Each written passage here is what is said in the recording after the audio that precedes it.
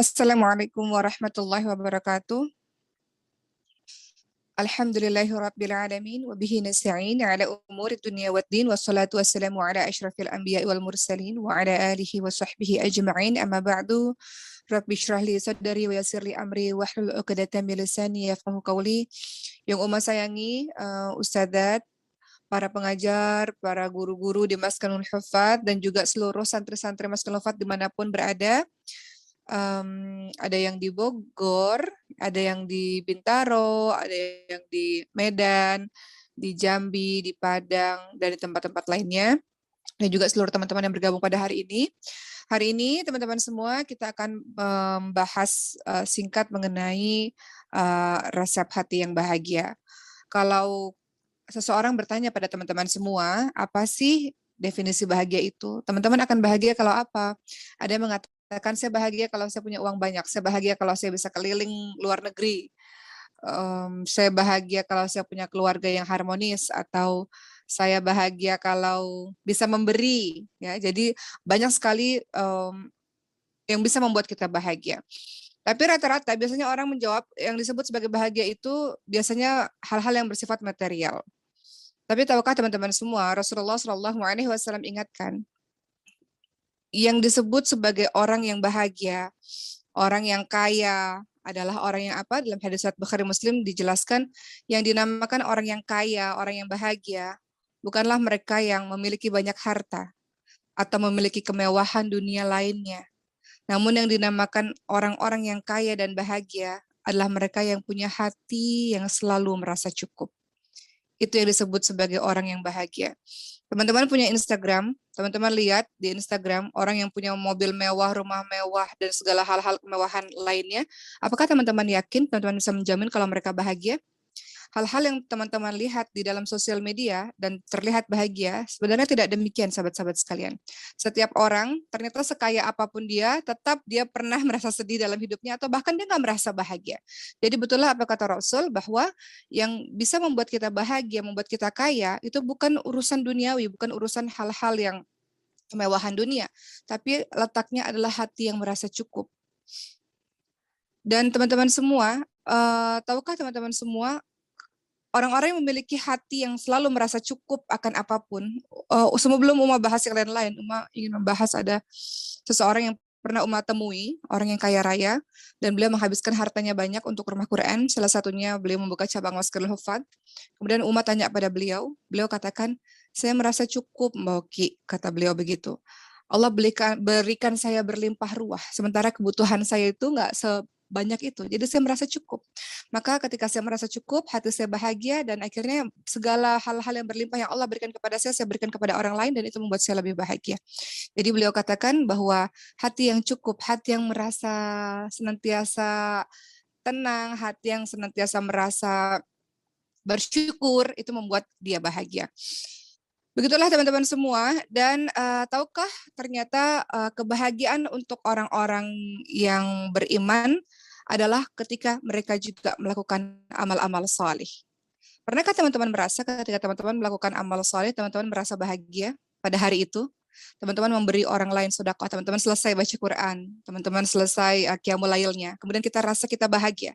Atau ketika di malam hari teman-teman qiyamul lail menangis kepada Allah Subhanahu wa taala, di pagi hari teman-teman rasa bahagia. Sebaliknya, kalau teman-teman nggak bangun sholat malam, teman-teman ketiduran, pagi harinya teman-teman bangun rasanya nggak enak hatinya. Itu adalah kebahagiaan dari orang-orang yang beriman.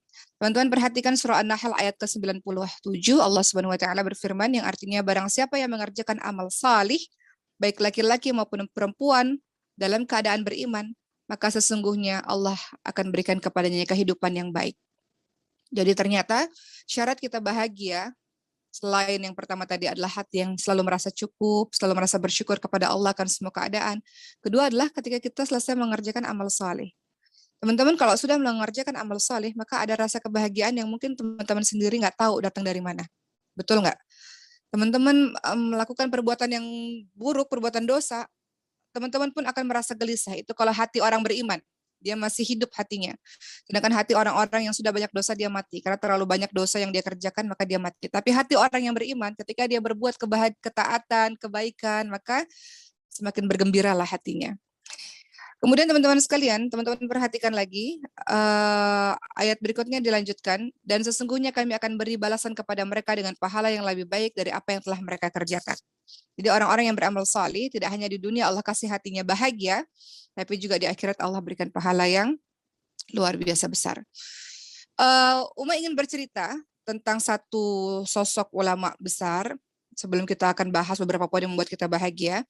Teman-teman mendengar nama Syekh Ibnu Taimiyah, ya. Beliau memiliki murid namanya Ibnul Qayyim rahimahullah, dan Ibnul Qayyim rahimahullah ini pernah bercerita mengenai keadaan sang guru. Beliau mengatakan Ibnu Taimiyah pernah dalam keadaan yang sangat susah. Syekh Ibnu Taimiyah pernah mengalami keadaan yang sangat susah di dalam penjara. Namun walaupun jasadnya berada dalam penjara, tapi ternyata beliau berbahagia hatinya.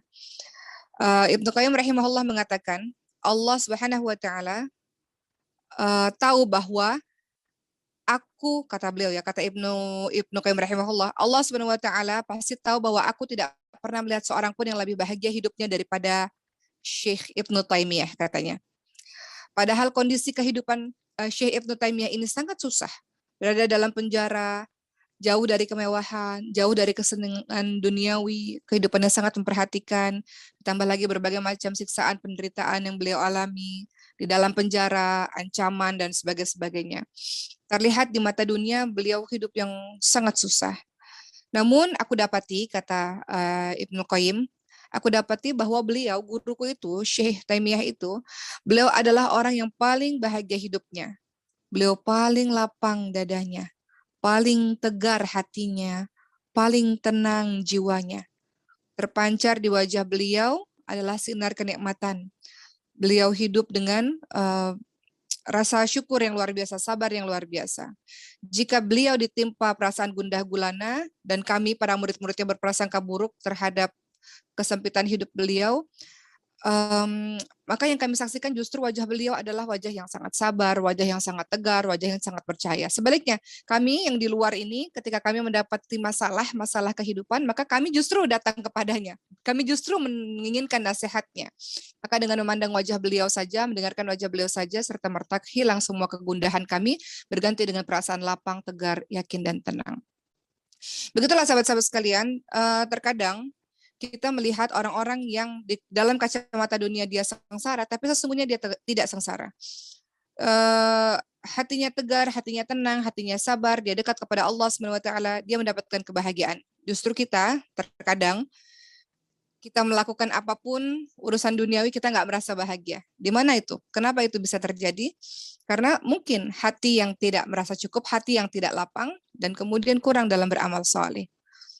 Sahabat-sahabat sekalian, itu salah satu kisah dari salah seorang ulama yang menggambarkan bahwa dari kacamata dunia beliau tidak bahagia, tapi dalam hatinya beliau merasa bahagia karena merasa kedekatan kepada Allah Subhanahu wa taala. Maka ada beberapa hal yang bisa membuat kita juga bahagia dalam kehidupan kita yang sekarang. Teman-teman merasa sedih, kenapa? Padahal kita tahu setiap orang diuji oleh Allah dalam berbagai macam hal, tiada henti. Makanya dalam surah Al-Baqarah 155 yang sering Uma ulang ya. Kalau tidak salah teman-teman lihat 153 sampai 155, teman-teman lihat lagi. A'udzubillahi minasyaitonir rajim. Walanabluwannakum bisyai'im minal khaufi wal ju'i wan naqsi minal amwali wal anfusi wath thamarat wabashshiris sabirin. Allah akan menguji kita, teman-teman sekalian, tiada henti. Allah menguji kita dengan walanabluwannakum bisyai'im minal khauf, dengan ketakutan. Teman-teman dalam kehidupan kan nggak selamanya teman-teman bahagia. Kemarin Ria Ricis adik Uma baru khitbah ya. Bahagia luar biasa. Tapi Uma selalu mengingatkan, hari ini bahagia, besok ada menangisnya. Hari ini senang, besok ada sedihnya. Begitulah siklus kehidupan. Jadi teman-teman kita semua harus siap. Bahagia kita siap, dan jangan terlalu euforia. Sedih juga kita harus siap, dan jangan terlalu terpuruk. Karena begitulah Allah menggilirkan kehidupan. Harus siap dalam segala keadaan. Berusaha stabil dalam setiap keadaan. Dan tenang saja, kita akan baik-baik saja selama kita bersama dengan Allah. La tahzan innallaha ma'ana. Jangan sedih, Allah selalu sama kita. Jadi kita bisa katakan nggak apa-apa, saya baik-baik aja. Apapun yang terjadi Allah sama kita. Allah akan uji, kata Allah dalam surah Al-Baqarah 155. Teman-teman lihat lagi dalam Al-Quran.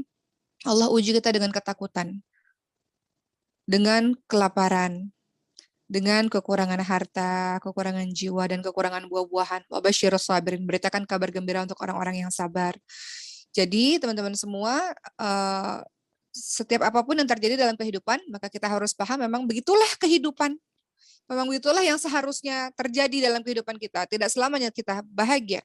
Kita siap untuk bahagia, maka kita siap juga untuk sedih. Dan jangan terlalu lama sedih-sedih, karena besok kita akan bahagia lagi. Apa resep bahagia, teman-teman sekalian? Pertama adalah teman-teman beriman dan beramal soleh, yang tadi Uma bilang ya. Resep untuk bahagia adalah pertama kita beriman dan kita beramal soleh. Dalilnya adalah dalam surah An-Nahl ayat 97 yang Uma sebutkan tadi. Dengan teman-teman mengerjakan sesuatu dengan penuh keimanan, dengan penuh amal soleh, maka Allah memberikan kebahagiaan hati untuk teman-teman semua. Teman-teman yang sedang menghafalkan Al-Quran, sesusah apapun kehidupan teman-teman, ada rasa bahagia di situ. Allah berikan ketenangan di situ. Teman-teman yang terbiasa qiyamul lail, terbiasa bangun malam, apapun kondisi teman-teman di siang hari, sesusah apapun, sesedih apapun, teman-teman pasti akan rasa bahagia dan rasa kuat. Siapa yang kasih kekuatan? Allah Subhanahu wa taala. Iman dan amal soleh yang membuat kita bahagia dan menolong kita dalam keadaan sulit. Bukankah kita tahu kalau kita dalam keadaan sulit, ada wasilah amal soleh yang kita bisa ucapkan kepada Allah. Kemarin, mau baru berangkat ke Masjidil Hufad Medan ya. Di sini ada anak-anak Medan dan mau berangkat bersama Umi Dela, salah satu pengasuh Masjidil Hufad. Dan kami saling bercengkrama di pesawat karena pesawatnya bergoncang. Kata Umi Dela, Uma sering mengalami dalam safar ini pesawat yang bergoncang. Kemudian Uma katakan, iya. Ngeri nggak? Ngeri. Ingat mati tuh. Udah kebayang nih matinya gimana. Terus kalau udah dalam keadaan begitu, apa yang Uma ingat? Atau Uma juga tanya apa yang Umi Dela ingat? Kemudian kami saling bercerita dalam kondisi safar, dalam kondisi yang sangat merasa bahwa ini akhir hidup. Yang kita ingat adalah amal solih kita kemarin ngapain aja ya. Dan kemudian kami sama-sama saling mengatakan, iya, kalau udah dalam keadaan kayaknya ini hari terakhir dalam hidup, kita langsung membayangkan Maskanul Hufad atau amal solih lainnya lah. Ya, ternyata amal solih itu membuat kita tenang, teman-teman sekalian. Karena ketika kita salah satunya dalam keadaan sulit, dalam hadis surat muttafaqun alaih ya, kalau kita dalam keadaan sulit sekali, nggak ada yang bisa bantu, maka wasilah agar kita dibuat bahagia oleh Allah, diselamatkan oleh Allah adalah dengan perantara amal soleh kita. Jadi kita bisa ucapkan pada Allah amal soleh kita yang ikhlas, yang lillah karena Allah. Dan dengan amal soleh itu Allah bisa dengarkan doa kita, Allah bisa menyelamatkan kita, Allah bisa membahagiakan kita, Allah bisa membuat kita terhindar dari kesedihan. Amal soleh. In asantum li anfusikum. Semua kebaikan yang kau lakukan ya untuk dirimu sendiri. Begitu teman-teman sekalian. Medela juga mengatakan waktu itu pernah berlibur bersama dengan santri-santri lainnya, naik kapal dan ombaknya luar biasa kencangnya sehingga sudah berpikir mungkin tenggelam di sini. Lagi-lagi yang teringat adalah amal soleh. Itu yang membuat tenang, itu yang membuat bahagia, itu yang membuat terhindar dari berbagai macam kesulitan.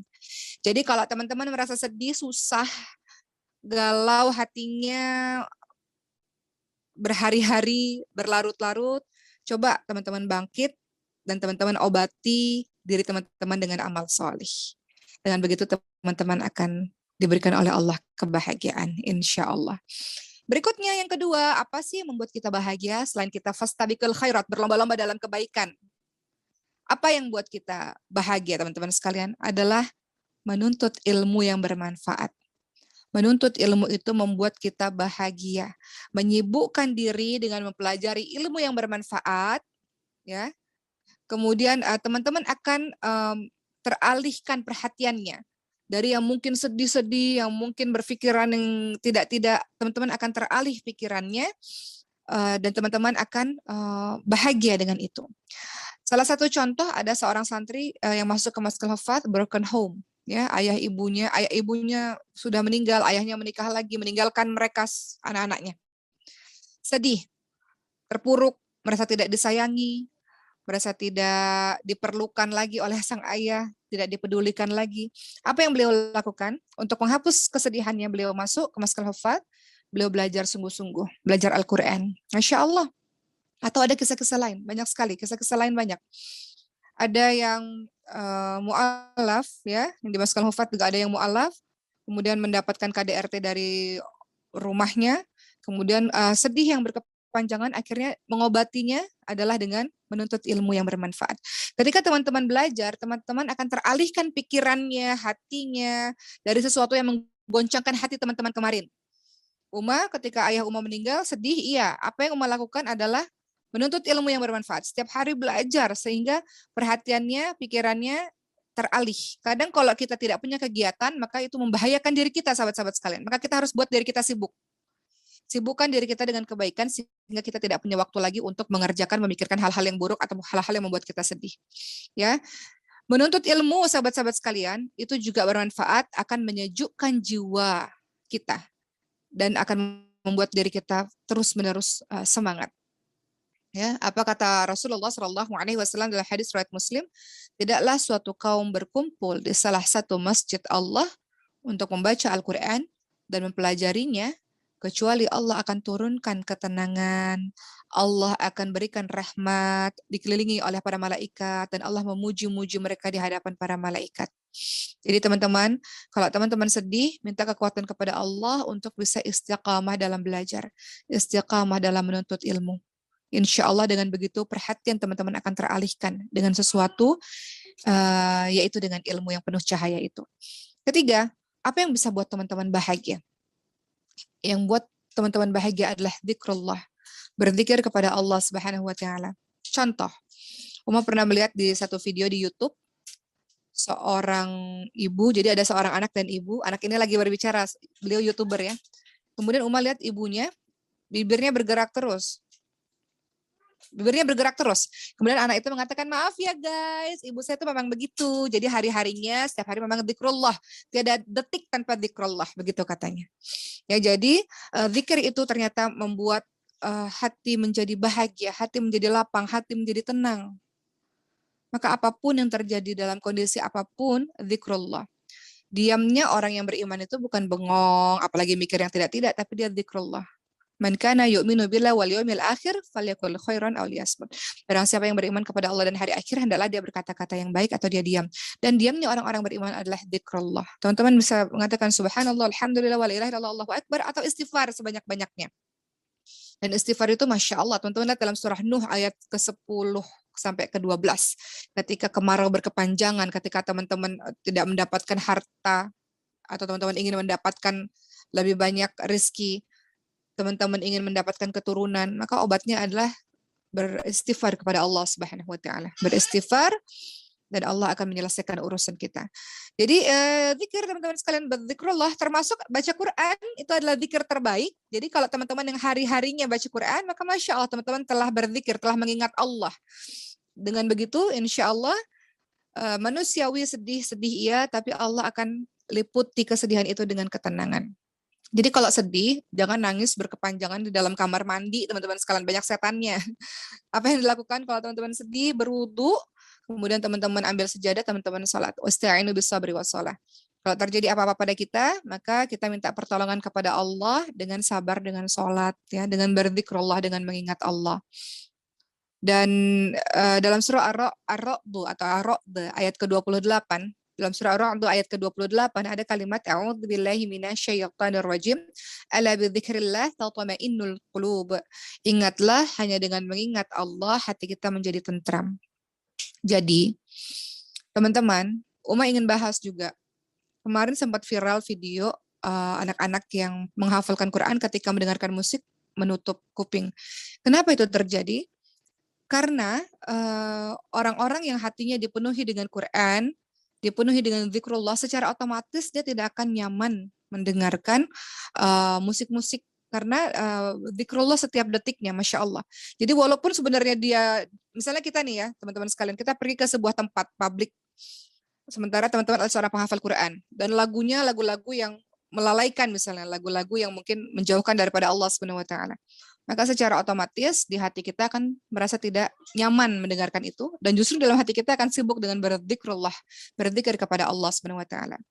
Dan sahabat-sahabat sekalian, ketahuilah dengan memperbanyak zikir, maka itu mempermudah teman-teman nanti ketika teman-teman Allah takdirkan sakratul maut, salah satu ciri husnul khatimah apa? Yang akhir hidupnya la ilaha illallah.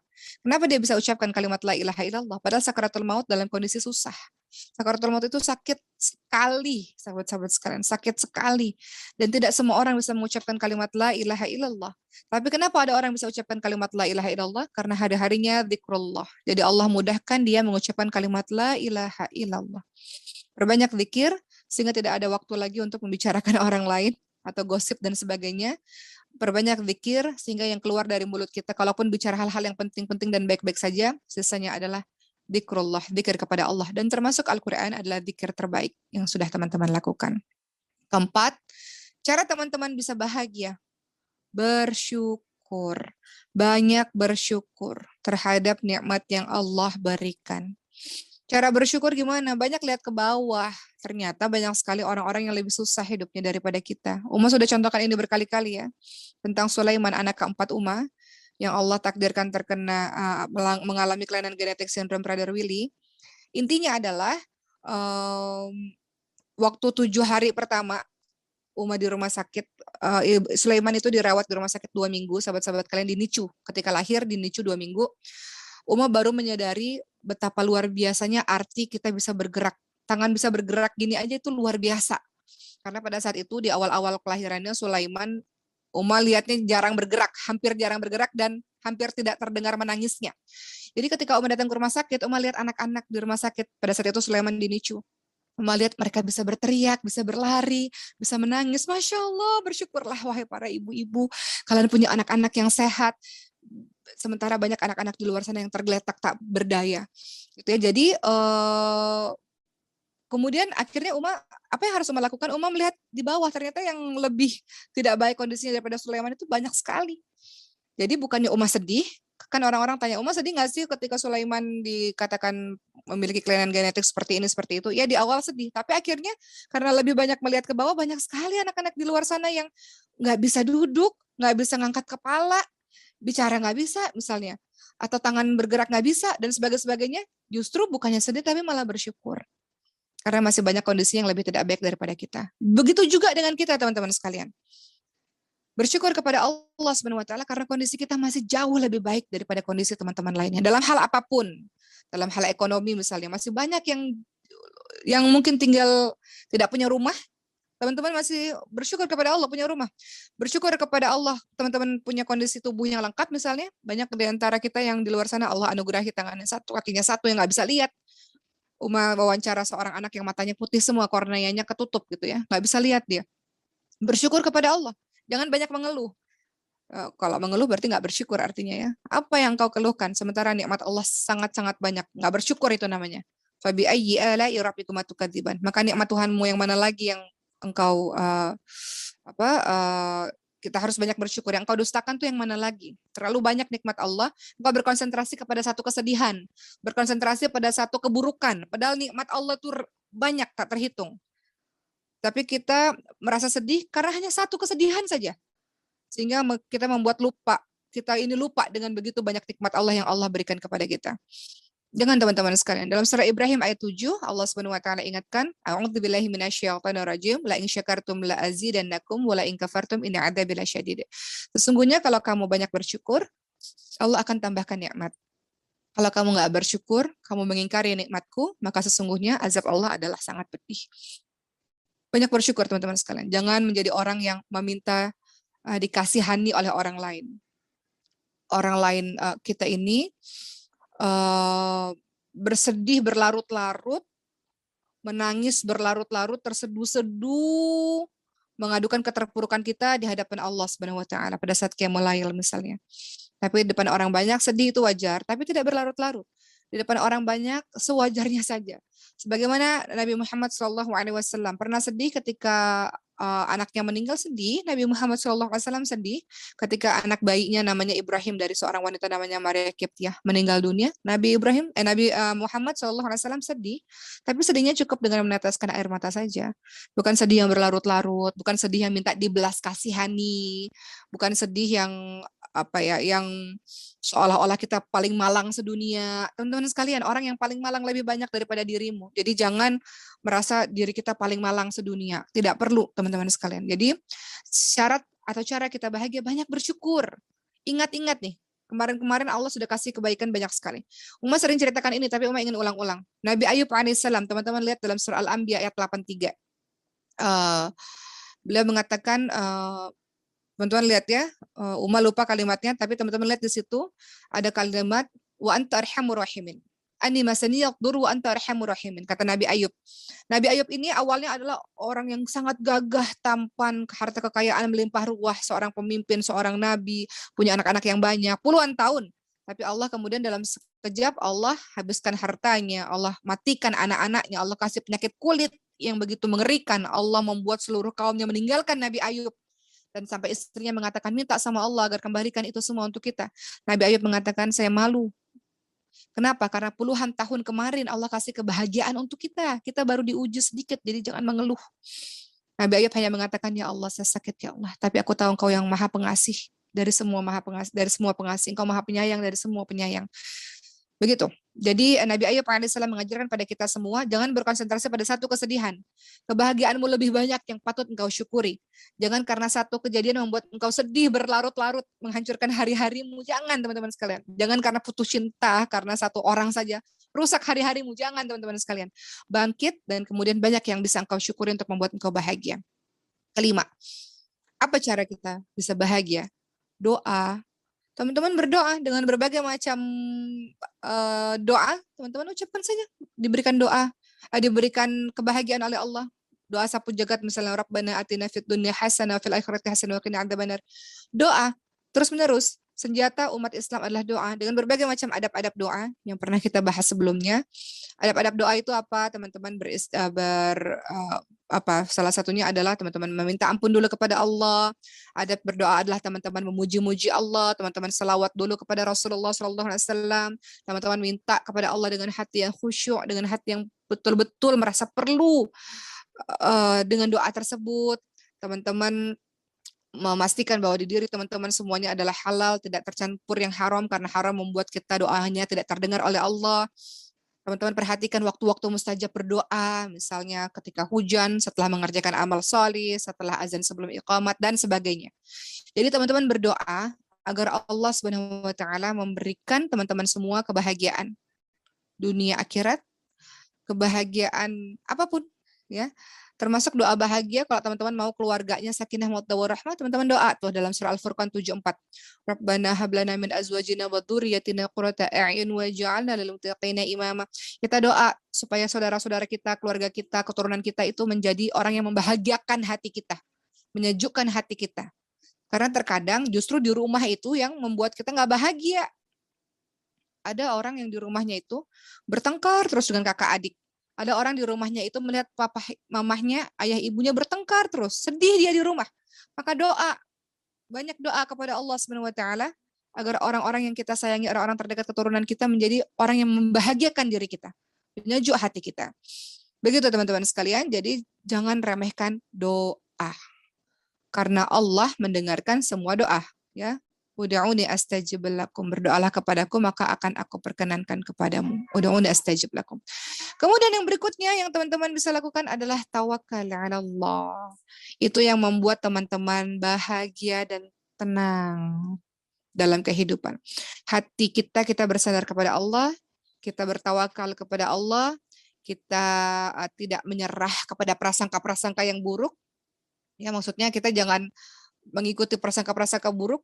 Apapun yang Allah takdirkan kepada kita, insya Allah selama kita bersama dengan Allah, semuanya terselesaikan insya Allah teman-teman sekalian. Dalam surah Al-Baqarah 216, semua sangat suka ayat ini. A'udzubillahi minasyaitonirrajim wa 'asa an takrahu syai'a wa huwa khairul lakum wa 'asa an tuhibbu syai'a wa huwa syarrul lakum wallahu ya'lamu wa antum la ta'lamun. Boleh jadi apa yang kamu nggak suka, kan ada nih dalam setiap keadaan. Saya nggak suka keadaan ini ya Allah. Kenapa engkau nggak adil ya Allah? Kenapa ini terjadi kepada saya ya Allah? Kata Allah, boleh jadi apa yang kamu nggak suka itulah yang terbaik untuk kamu. Allah sedang ingin kamu bermunajat kepada Allah. Allah sedang ingin kamu bersabar. Allah sedang ingin melatih kamu untuk kuat, melatih kamu untuk tangguh, melatih kamu untuk menjadi orang yang lebih baik. Maka Allah kasih kesusahan, kata Allah, boleh jadi apa yang kamu nggak suka itulah yang paling baik untuk kamu. Sebaliknya, boleh jadi apa yang kamu suka, yang kamu idam-idamkan, itu sama sekali nggak baik untuk kamu. Allah mengetahui, manusia tidak mengetahui sama sekali. Jadi bertawakal kepada Allah, bersandar, berserah penuh kepada Allah. Apapun yang terjadi, tugas kita adalah ikhtiar sampai titik darah penghabisan dan berdoa kepada Allah dan tawakal ala Allah. Contoh, kalau mencontohkan dalam kehidupan sehari-hari, dalam kasus Sulaiman ya, dalam kisah Sulaiman. Sulaiman yang tadi mau bilang kelainan genetik Prader-Willi syndrome. Apa yang Ummah lakukan? Bentuk tawakal kepada Allah adalah tugas Ummah sebagai manusia biasa adalah berikhtiar semaksimal mungkin. Maka semaksimal mungkin Ummah menjalankan berbagai macam pengobatan dan terapi-terapi untuk Sulaiman. Jadi Sulaiman sampai hari ini umurnya 10 bulan, tiap hari dia disuntik, teman-teman sekalian. Setiap malam dia disuntik hormon pertumbuhan, karena kelainan genetik ini membuat dia kurang punya hormon pertumbuhan, sementara manusia biasa ini kita punya hormon pertumbuhan nih, sampai kita puber tuh kita punya hormon pertumbuhan, tapi Sulaiman kurang di situ sehingga harus disupport dari luar.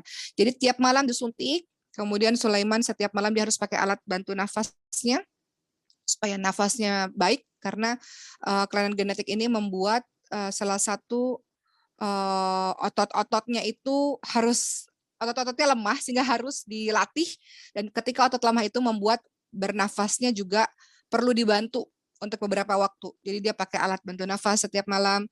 Kemudian Sulaiman harus menjalankan terapi-terapi. Dia ada terapi fisioterapi, atau kalau mungkin orang dewasa kayak olahraga ya. Dan setiap kali fisioterapi nangis dianya. Kemudian terapi wicara dan sebagainya lah. Itu namanya ikhtiar manusia. Dan doa kepada Allah Subhanahu wa taala. Tiap malam sebagai seorang ibu ya Ummah berdoa tiap malam kepada Allah, ya Allah, saya ingin anak ini ya Allah untuk dijadikan sebagai orang yang mengabdi pada agamamu, ya Allah, sehatkan dia ya Allah. Kemudian tawakal Allah, bersandar kepada Allah, berserah kepada Allah.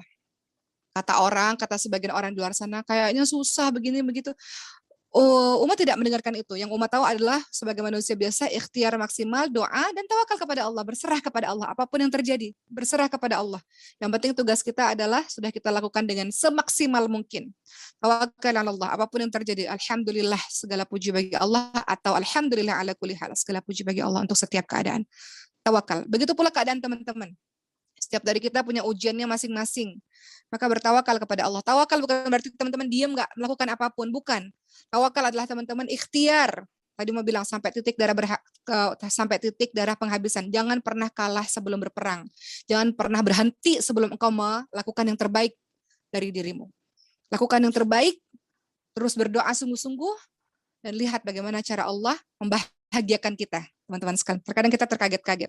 Tawakal ala Allah ini terlihat juga pada saat Perang Badar tahun 2 Hijriah. Kalau Ummah boleh cerita, Ummah juga sering cerita hal ini. Bagaimana Nabi Muhammad tahu secara mata manusia umat Islam akan kalah dengan pasukan yang cuma 313 melawan 1000 orang kafir Quraisy. Kalah total, kalah telak, pasti kalah. Tapi yang dilakukan oleh Nabi Muhammad SAW adalah berikhtiar maksimal, mempersiapkan para pasukan-pasukan semaksimal mungkin, kekuatan yang maksimal, dan kemudian berdoa kepada Allah. Ya Allah, tolong ya Allah, besok ini ya Allah Perang Badar nih. Kalau engkau tidak menangkan umat Islam, nanti tidak ada lagi orang-orang yang menyembahmu ya Allah. Itu artinya saking membutuhkan pertolongan dari Allah. Sampai Abu Bakar kan menepuk-nepuk pundaknya Rasulullah. Sudahlah Rasulullah, cukup doanya Rasulullah. Istirahatlah, Allah sudah dengar doa, sudah cukup doanya. Kemudian tawakal. Ketika Perang Badar semuanya berjuang sungguh-sungguh, ditambah dengan doa yang sungguh-sungguh. Bagaimana cara Allah membahagiakan hati orang-orang beriman? Allah kasih pertolongan yang enggak disangka-sangka oleh manusia. Apa itu? Allah kirimkan ribuan para malaikat untuk menolong pasukan Islam di Perang Badar, dan Perang Badar dimenangkan oleh umat Islam. Artinya sahabat-sahabat sekalian, tawakal kepada Allah dan rasakan keajaiban pertolongan Allah yang membuat kita bahagia. Dan kita enggak menyangka bahwa Allah memberikan pertolongan itu kepada kita. Jadi tugas kita adalah berusaha terus-menerus. Ada satu video lucu sekali. Jadi ada orang yang dia menggali tanah ya untuk mendapatkan emas. Dia gali, udah lama dia gali, akhirnya dia menyerah, berhenti. Padahal satu kali galian lagi, kan di situ terlihat tanahnya ya, di dalam tanahnya masih ada emas gitu. Padahal satu galian lagi dia sudah dapat emasnya, tapi dia berhenti berikhtiar. Dia berhenti berusaha.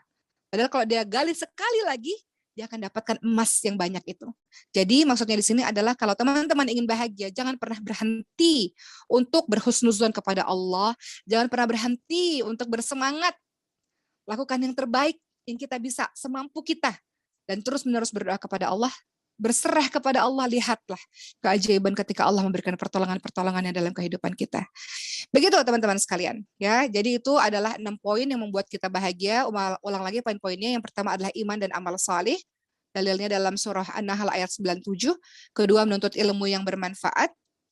Ketiga adalah zikrullah dalam surah Ar-Ra'd atau Ar-Ra'd ayat ke-28. Keempat, bersyukur terhadap nikmat yang Allah berikan dalam surah Ibrahim ayat 7. Kelima, berdoa kepada Allah Subhanahu wa taala. Keenam, tawakal ala Allah, dan terakhir ada tambahan dari Ummah bagi teman-teman yang mau bahagia, apalagi teman-teman yang sudah berkeluarga atau bekal teman-teman untuk berkeluarga. Ternyata Rasulullah SAW ingatkan dalam hadis riwayat Ibnu Hibban, ada 4 perkara yang membuat kita bahagia ketika kita berumah tangga. Pertama, pasangan yang salih atau salihah. Kalau kita mau hidup bahagia, teman-teman sekalian, selektif memilih pasangan sejak awal. Karena pasangan ini yang menentukan surga dan neraka kita, teman-teman sekalian. Makanya kalau teman-teman yang belum menikah, ketika masa ta'aruf, masa pengenalan, betul-betul menanyakan, menginvestigasi calon kita ini. Karena Uma banyak sekali dapat cerita. Saya ta'aruf baru kenal beberapa bulan, dan saya kurang mendalami siapa dirinya. Ternyata ketika menikah KDRT, soleh sih soleh, sholat 5 waktu iya, ngajinya iya, tapi main tangan. Jadi KDRT kepada istrinya misalnya. Ya, jadi hati-hati dengan itu, teman-teman sekalian. Pelajari, kalau teman-teman yang belum menikah, ketika teman-teman sudah mau menikah, pelajari karakter orang tersebut, tanya pada guru-gurunya, tanya kepada teman-temannya, investigasi betul-betul, sehingga teman-teman mendapatkan pasangan yang soleh dan soleh. Ya, walaupun manusia tidak ada yang sempurna, tapi setidaknya kalau dia takut kepada Allah, maka ketika dia mencintaimu, dia akan memuliakanmu. Kalau dia tidak mencintaimu, dia tidak akan pernah zalim dan tidak pernah kasar kepadamu. Jadi pertama, kalau teman-teman sudah berkeluarga, yang membuat sumber kebahagiaan kita salah satunya adalah pasangan yang salih dan salihah, teman-teman sekalian. Kedua, apa yang membuat teman-teman bahagia ketika teman-teman nanti sudah berkeluarga? Tempat tinggal yang lapang. Tempat tinggal yang lapang. Tempat tinggal yang lapang bukan berarti tempat tinggal yang mewah, besar, bukan. Setiap orang kan punya standarisasinya masing-masing. Tapi yang jelas tempat tinggal yang lapang ini membuat kita bahagia. Jadi untuk para ikhwan, untuk para laki-laki, konsep yang ada di kepala kita adalah untuk para laki-laki berusaha memberikan yang terbaik untuk istri dan anak-anakmu. Istrimu itu sudah dibesarkan dengan penuh kasih sayang oleh orang tuanya. Maka kita masa mau mengajak dia hidup sengsara, kita mau ngajak dia hidup juga bahagia. Jadi teman laki-laki, ayo bagaimana caranya untuk bisa hidup bahagia? Rumah tempat tinggal yang lapang, ya. Walaupun masih ngontrak ataupun masih apa, tapi ada tempat tinggal, ya. Ada tempat tinggal untuk anak dan istri kita, dimanapun itu berada, sehingga mereka merasa tenang, terlindungi berada di tempat itu. Begitu. Kemarin ada pertanyaan dari seseorang, yang betul mahar tuh seperti apa sih? Yang betul mahar itu yang paling murah, yang paling atau yang paling mahal? Yang betul yang mana gitu? Maka jawabannya untuk yang perempuan, mahar itu jangan dibuat susah.